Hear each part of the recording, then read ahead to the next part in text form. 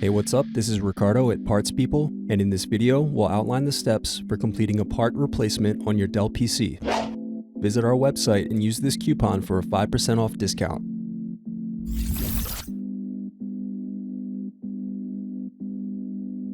Slide tabs outward to unlock and remove battery.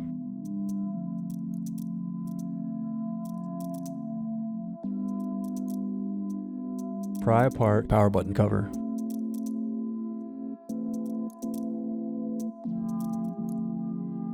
Now unscrew and disconnect keyboard.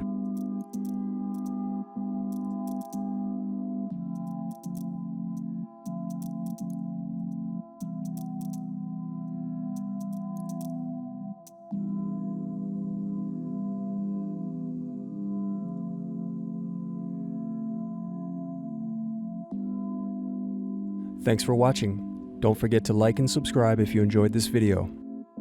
And if you need more, check out this playlist to watch other tutorials for your laptop. You can also click here to find parts for your laptop at partspeople.com.